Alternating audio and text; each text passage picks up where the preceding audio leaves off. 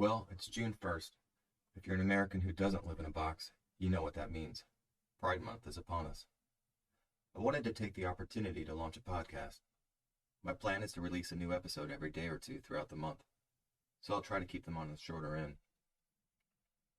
Over the last 25 years, I've had the privilege of teaching high school students. I've taught them logic, debate, ancient history, European history, the history of philosophy, world religions, ethics, and apologetics.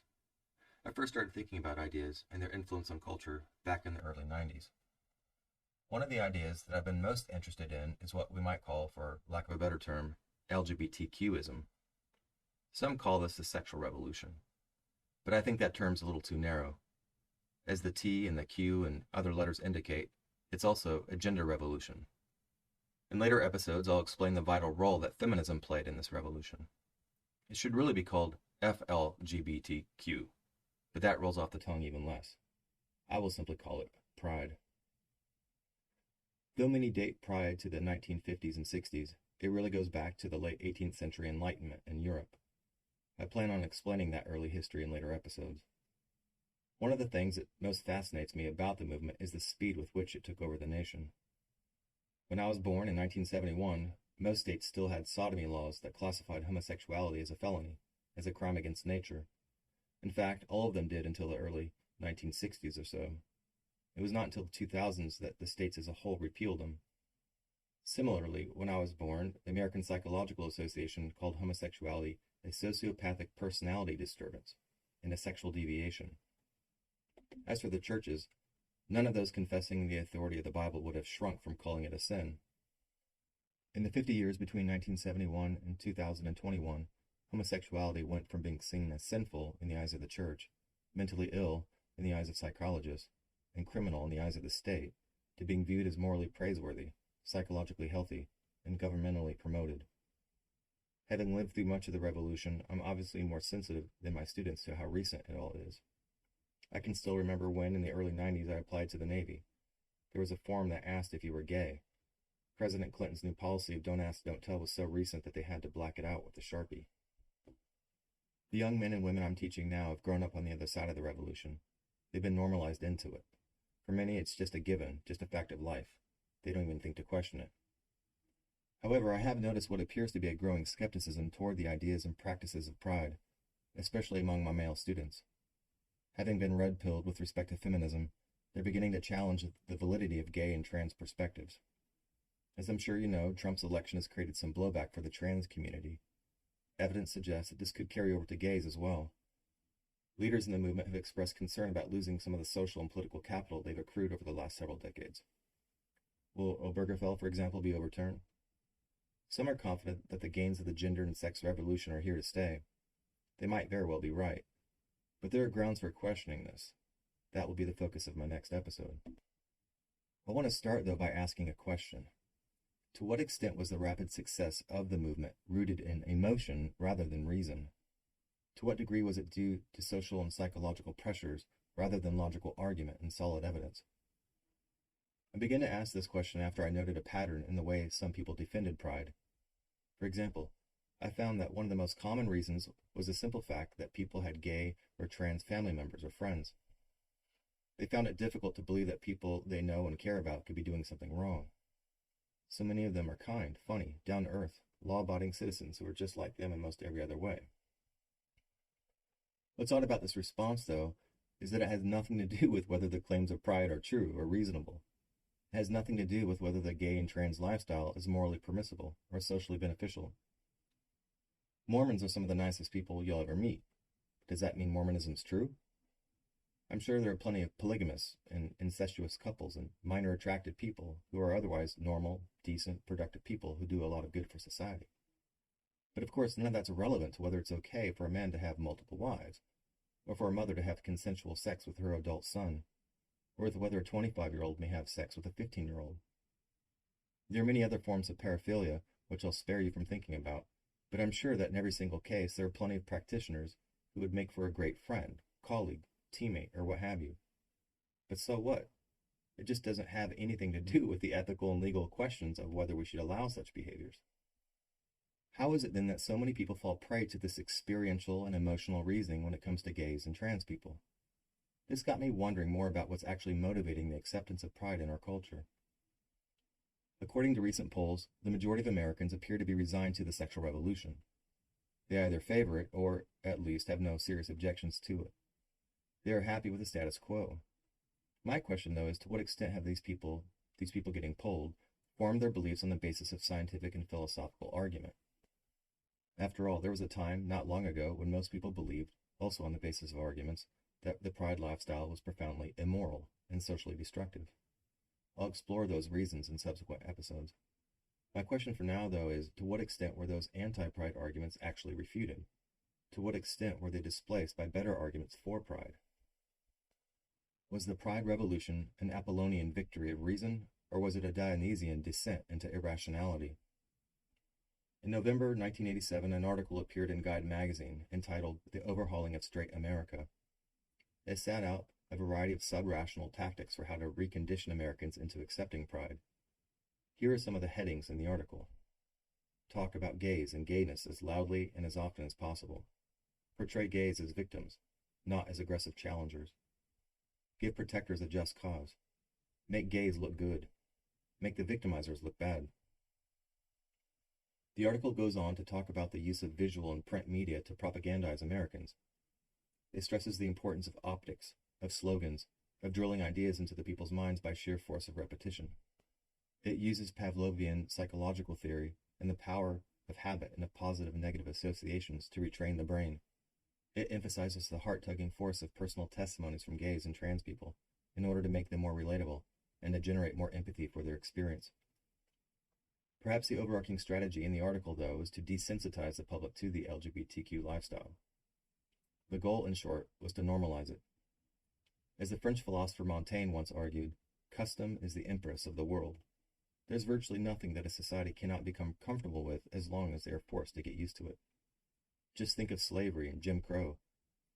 We like to look back and think that we would oppose the slave trade had we grown up with it, but the odds are that we would have been just as normalized into it as young people have been normalized into pride. The article was expanded into a book published 2 years later, in 1989. The book's entitled After the Ball: How America Will Conquer Its Fear and Hatred of Gays in the 90s. The authors sketch one gigantic PR campaign to shift American attitudes towards greater acceptance of homosexuality. The authors were experts, not in logic or philosophy, but in neuropsychology and in advertising. They knew that logic was not the path to victory here. Many people have little interest in or aptitude for technical arguments. They're moved more by images than words, more by emotions than by rational analysis of ideas. I want to share some examples from the book of how these authors sought to recondition the feelings of Americans. Consider this quote about the role of Hollywood, news media, and the entertainment industry. Quote, "The visual media, film and television, are plainly the most powerful image makers in Western civilization. The average American household watches over 7 hours of television daily. Those hours open up a gateway into the private world of straights, through which a Trojan horse might be passed. As far as desensitization is concerned, the medium is the message of normalcy. So far, gay Hollywood has provided our best covert weapon in the battle to desensitize the mainstream. Bit by bit, over the past 10 years, gay characters and gay themes have been introduced into TV programs and films. On the whole, the movement has been encouraging." End quote. Note that there's nothing here about truth, or evidence, or argumentation. Or how about this quote concerning the use of the AIDS crisis to stir up empathy? Quote, "As cynical as it may seem, AIDS gives us a chance, however brief, to establish ourselves as a victimized minority legitimately deserving of America's special protection and care." Again, this is just pure emotionalism. Far from appealing to reason, the authors advocate for concealing facts, especially the facts about homosexual subculture. One of the single most important things for the success of the movement was to conceal from the public imagination what homosexuals actually do with each other behind closed doors.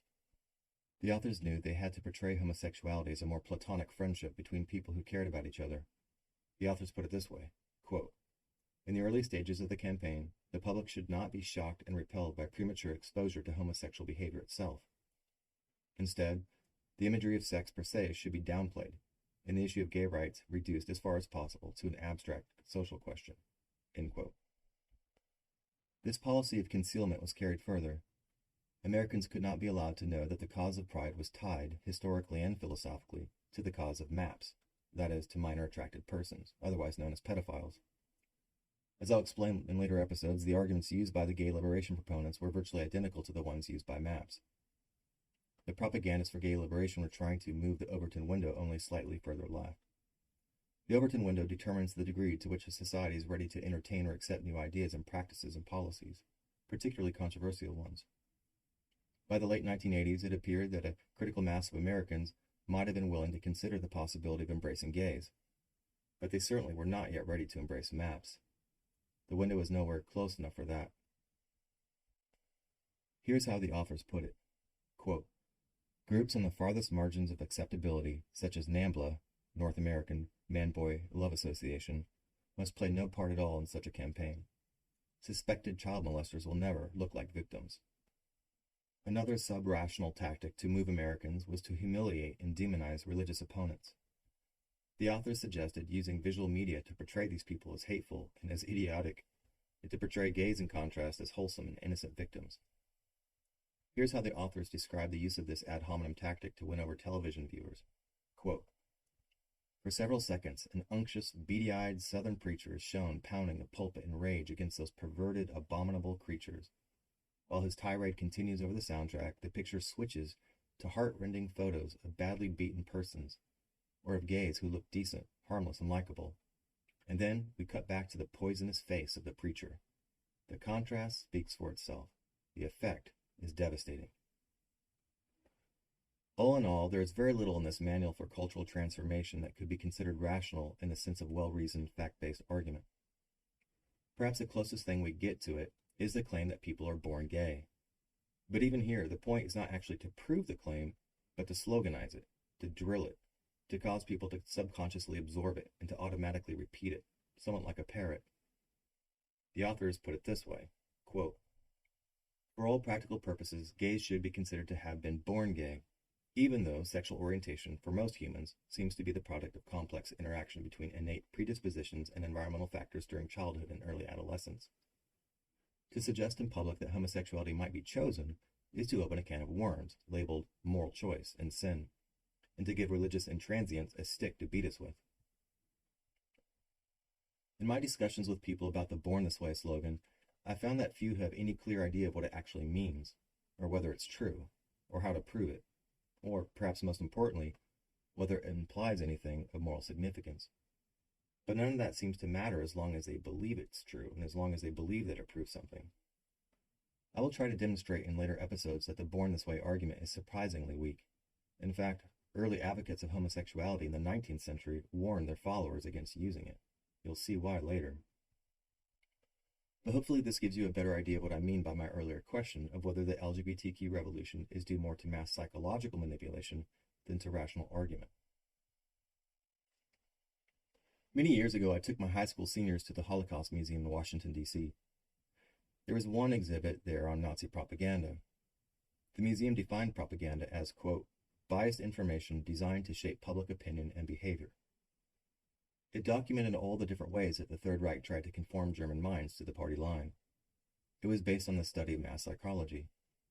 Many of the methods can be traced back to Hitler's book, Mein Kampf, where he discussed how to propagandize the nation. The similarities between Hitler's proposals and the ones in the book, After the Ball, are pretty striking. All the ends are quite different, of course, but the means are very similar. The common denominator of the two books, it seems to me, is the importance of bypassing the rational process of defining terms, identifying assumptions, evaluating evidence, thinking through implications, testing for coherence, and so on. Hitler repeatedly notes that the rational approach will have the exact opposite effect as propaganda. It just won't work. The masses, he said, are neither willing nor able to follow a long train of discursive reasoning. I suspect, though, that Hitler also had doubts as to whether his Nazi ideology could withstand philosophical critique, or even given a fair and sustained public hearing. And I wonder, though, if the ideology of pride is in a similar boat. I know that will strike some as outrageous, but perhaps that's because they've only ever inhabited pride's paradigm or plausibility structure. How many of them have actually taken the time to seriously question it? I want to suggest that pride was never really based on sound philosophical reasoning.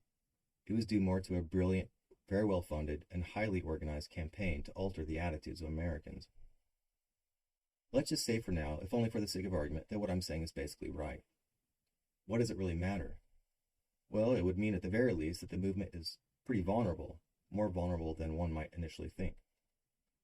And the more comfortable the people get with questioning the logic behind the movement, with actually looking under the hood to see what can be said in its defense, the more emboldened they might become to challenge it and overturn it, especially with something as important as gay marriage. But you might be thinking at this point that even if all of this is true, it just doesn't matter practically speaking, since as far as we can tell, pride is here to stay. Whether its victory was due more to Dionysus than to Apollo doesn't matter all that much, since it's a W either way. Trying to overcome the sexual revolution would be like trying to overcome the industrial revolution or the digital revolution. The argument would be that we'll no more return to an anti-pride culture than we'll return to the horse and buggy. That might be true, but there are some reasons to question that. There are grounds for thinking that the revolutionary changes of the last 50 years could in fact be overturned by a counter-revolution. It is to that question that I'll turn in the next episode.